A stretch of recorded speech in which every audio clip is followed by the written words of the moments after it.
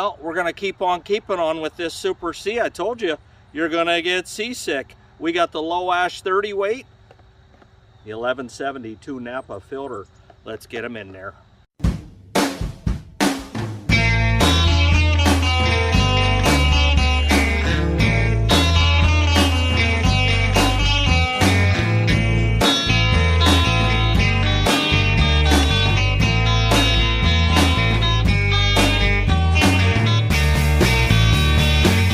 Alright, so I'm going to talk to you like you're 2 years old and you've never done this before. You got an oil plug at the bottom.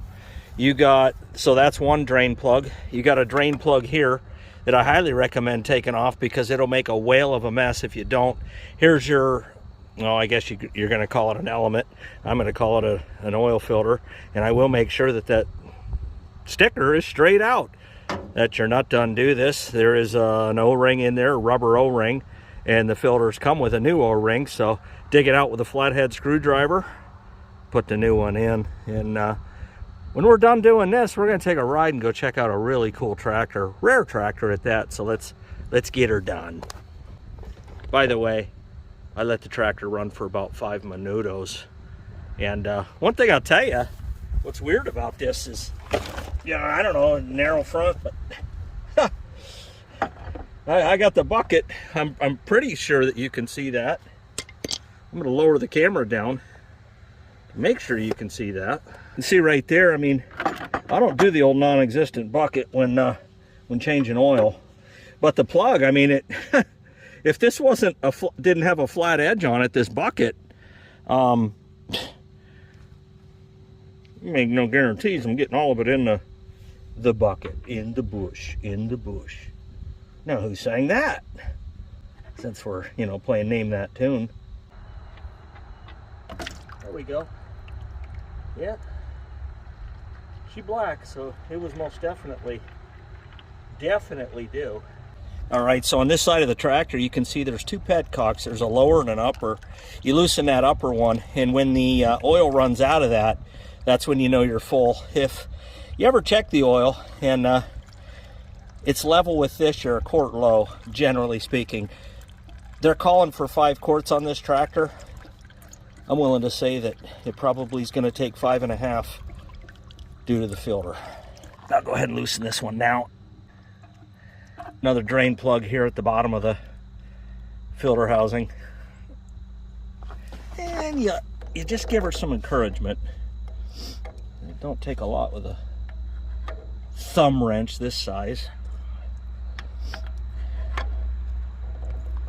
I personally like to service all my tractors in the fall, and then that way I come into them in the spring and they're done. Yeah, it's just check fluids and go. So this is going to run out too here, hopefully. It's the point. And when I bust the bolt off the top of that housing, there's a chance that more will come out. There's a chance. All right, we'll bust this bolt off of here. That wasn't too bad. Of course, red power can be stubborn sometimes because it demands respect. There we go. Yeah. Big time surge just went out. I usually let it drain for a couple minutes, but you could sit here an hour and it'd still be trickling a little bit. Not a huge deal. All right, that bolt's all out of there. Wiggle, and that's what she looks like. A retaining bolt. That's what retaining bolts look like. All right, I'll bust this off of here. Yeah, it's loose as a goose. Yep. And what I'll do is I'll go in the barn and clean this out real good, wipe it out, and go for broke. Watch the night go up in smoke, rock on. Little baby filter. Wonder what kind this is. Inquiring minds want to know. It's not marked. So we're going to go with generic. All right. Now, not all of this drained out of here. All right. Yeah, I can feel that. When they're real deeply seated and super duper tough to get out, these O-rings, the old ones, they probably haven't been changed in a little bit. All right. So the old one's out. This is going in. what I do is I just dip this in the old oil, kind of like that. And there you go. Sits right in there. Put your filter on there. Your Napa 1172 for a Super C. Come back over this way after you wipe the inside of this out with a rag tag. You know, and if you got a Super C, I'm going to recommend highly, more than highly, that you get yourself a manual and go by the manual. Read it, learn it, love it. You know, it's your tractor.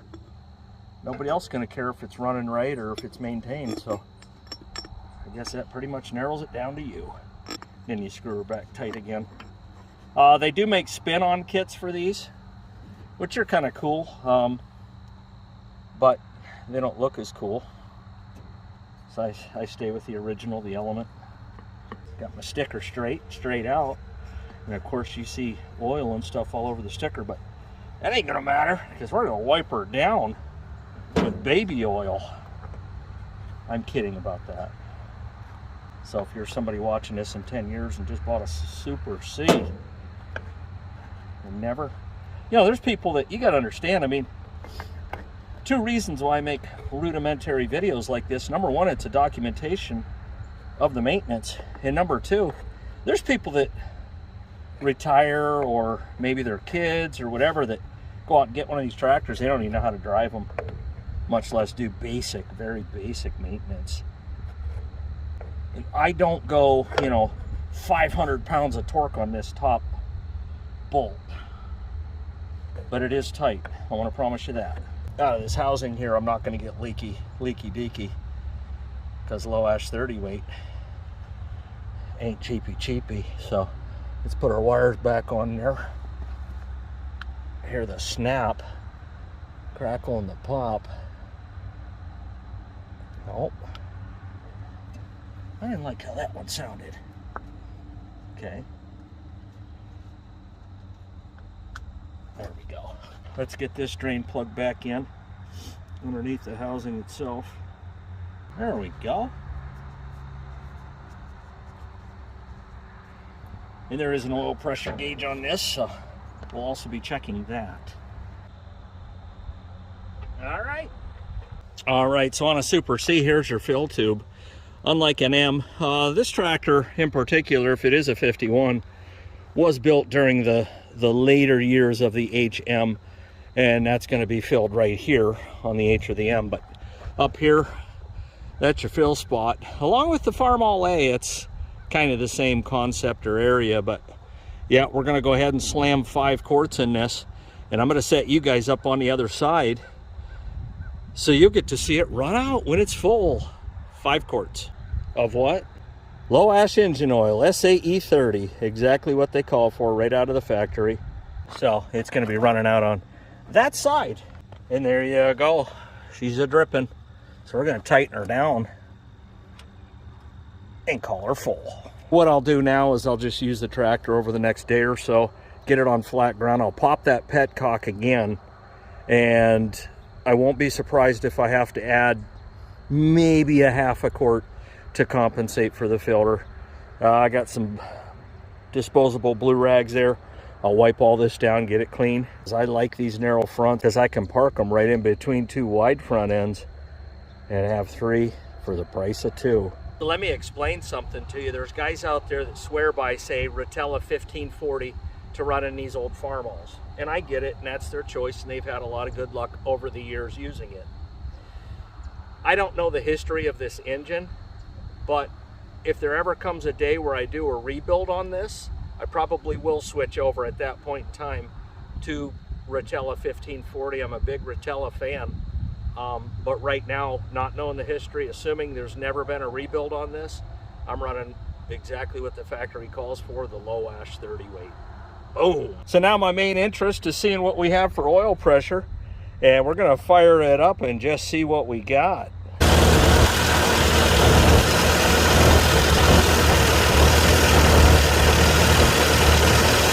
Somebody told me one time that oil pressure should be 1 pound per horsepower. So this is, let's call it 24 horsepower. While operating this, I should be holding a minimum of 24 pounds of oil pressure. Do you agree with that? Leave a comment down below what you think. Well, I took her for a shake. We had a little bit of leakage around that element housing down here at the bottom, so I took it another turn and we seem to be good now, so there you go. You know, the more I drive this tractor, the more I think I need one of these. All right, so let's go check out a rare tractor. And I'll tell you, they built them 2 years. It's Red Power. They built them in 70 and 71. And I'll give you a little hint. It's the first hydro tractor that International built or made over 100 horsepower. And this tractor, specifically at the PTO, 112 horsepower. Let's go, let's grow. It's a Farmall. How about that hat? And I'll tell you what, most people talk about getting a haircut lower in their ears. Not me. I talk about getting a haircut and gaining a full notch on this here snapback cap. All right, so I'm pulling in, and this is kind of a pop-up visit, but it don't matter to me because there's the machine right there. How convenient is that? Hopefully somebody don't bust a cap in me. That wouldn't be fun. Here's the tractor. It's a Farmall 1026 Hydro. And the story behind this is his uncle had it. And now he's got it. He had it, said he had it hooked up to the TMR. And you can see there's, what, 4 front weights on there. Good skins, beautiful tractor. And again, these were built, what, 70, 71. And they only made about either 2,500 or 2,800 of these. I can't remember which. Leave a comment down below if you remember. But what a tractor to own. And I asked him if he'd ever sell it, and that answer most Ricky Tick was no. And we'll walk around the back, a Cat 2 hitch. We got dual remotes, dual PTO 1540. And man, what a machine. This is one I would absolutely love to own. And even though the hydros make great loader tractors, it'd be a darn shame if somebody put a loader on this. You can see the old ether set up there. I wouldn't have that on there either. But yeah, you want a hydro with a loader on it, go get you a 656 hydro, but not this. Oh boy, and look at the clearance on the fenders there. That's serious. 18,438 rears. This thing's raring and ripping, man. This is just a cool tractor. It's the only one I've seen around. It really is. So, yep, I wanted to stop out and get a look at her. And is that an original top link? It sure is. Very cool. And there he is. Which one's the owner? There he is. Yeah. He's the owner. You want to talk a little bit about the tractor? Got some history to it. Yeah. It's been in my family's side for quite a while now. Was it your uncle's? It was my grandpa's. Grandpa's, yep. Okay. He had a little beef farm down in New Wilmington area, and he passed away when I was real little, and it kind of sat in the shed for many years. And yeah. It was one of the first tractors I drove, squirt baling hay. So is there any chance he bought this new? I don't think so. It was slightly used like a demo type deal. So 1,000 hours, you know, maybe something like that. Something like that. Yeah. You know, and we acquired it, probably 2,700 hours on it original. That's nice, man. I mean, yeah. It's a working tack. Yeah, and you've kept the maintenance up on it real well. And yep. A lot what you do see that's wrong with it was from family members downstate logging, pulling trees out. Yeah. Feeding beef in the pasture, which was wooded a lot. Yeah. Tree branch fell on the fender. We got it straightened out a little bit, but never had a loader on this tractor. No, never had a loader. It's got a few leaks, but it's mainly consistent. Yeah. So, the gaskets have dried out. Rust prevention program. Yeah. There ain't gonna be no rust. Now I noticed there. I looked. That's the original top link? Yes. Right there. Yep. That's never been on. I mean, boy, they always seem to walk away. Yep. Yeah, we got. So that's cool, man. That is cool. We got the guard to the PTO. Yeah. In the shop, which that always covered up the 1,000. You can never get to the 1,000. Right. You know, just mainly electrical. It needs the electrics being 50 years old. No, yeah. Now, of all the tractors, you know, I've got a couple on my farm that'll never leave the farm. I'm guessing this is one of them. Oh yeah. It's so being my mom's dad, she's attached to it pretty good too. So. Yeah. So don't even bother offering, because it ain't going anywhere. I actually watched a video. Machinery Pete had one of these for sale. I think it was the video was 6-7 years old anyway, and it went for $21,000. So they're as rare as hen's teeth. Yep. And we dragged hay with it today, and it's been mixing feet. And, yeah. You know, it's getting used. Yeah, and I've driven by this tractor. I couldn't tell you how many times, and I had to stop and make sure I was looking at the number right. Yeah. So it's been pretty good. I mean, it's going to go in for brake job this winter. Yeah. You get the brakes resealed. They're leaking a little bit, and do a little work to it. Either way, red power. And so we got the wheel weights on the inside steers on the front, and it came out of the factory that way, so that's rare. Got a full set of suitcase weights. And I can't figure out if somewhere I didn't see a set of the weights that, because these will fit other tractors, you know. And tires are loaded, so we don't run the rear weights, but calcium. We got all the weights to it that came with it. Yeah. Well, he offered for me to take it for a shake, so we're gonna go in low.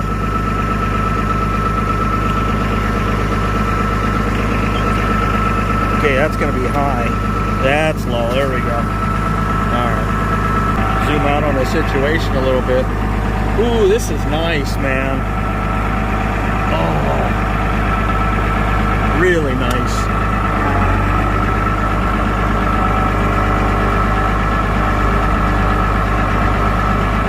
Like a big lawnmower, you know?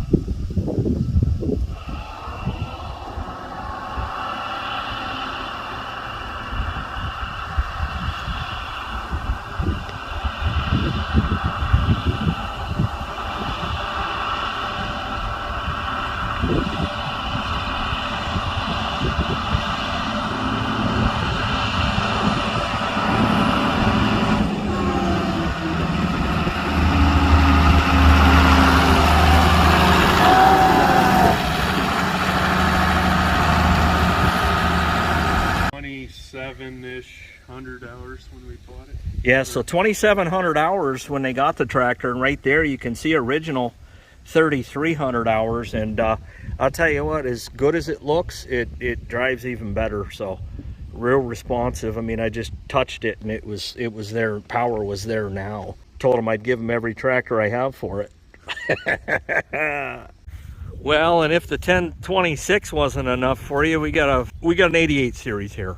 All right, and this tractor has 1,200 original hours on it. And I tell you what, I was telling Mike when we were walking over to it, it looked good from a distance, and most of them do, but this one even got a little better up close. And look at the front weights on that thing, and oh, is this a whew, it's the forgotten series, you know, the 88 series really is how I like to refer to it as. And you can see what he's got hooked to it.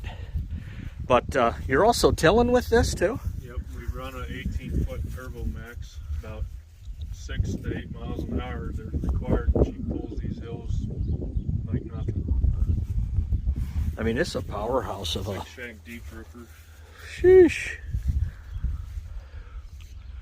That is a tractor. No doubt about it. 1,200 hours. All original interior. only thing I did do to it, I took the muffler off and did the eliminator kit to straight pipe it so she barks a little. Oh yeah, a little more. you can almost smell the newness in it. Yeah.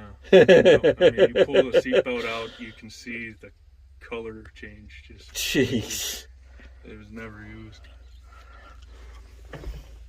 So we got a digital tap. Oh no, Nope. no, right there.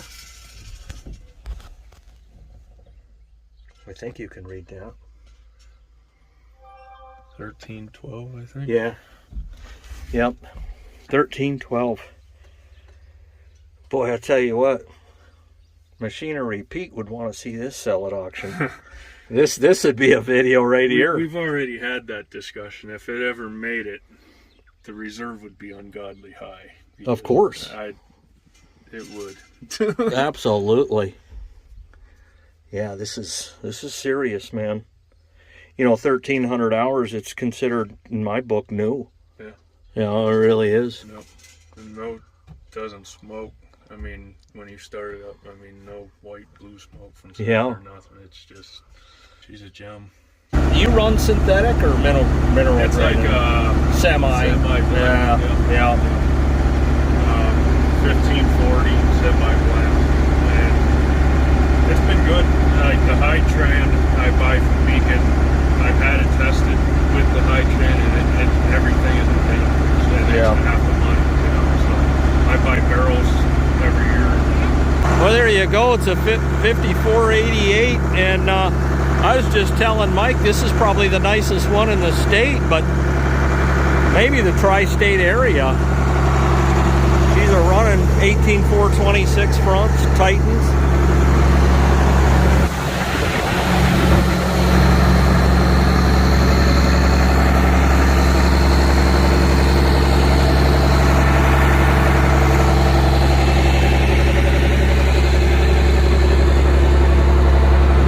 Got the Cat 3 hitch in their rear with all the gear, just like new. All right, this was 187 horse at the factory, coming out of the factory, and they dynoed this at 250 horsepower. So you talk about red power, it's all action packed right into this one tractor. All right, well, there you go. That's Mike Mungera, and there's a couple of his red power mad machines. And I didn't even show you half his tractors. I really didn't. It would have been a 3-hour video. You know, I could do a whole series on what he has, but I can tell you, if that doesn't get your blood boiling, you got no soul. Let's go, let's grow.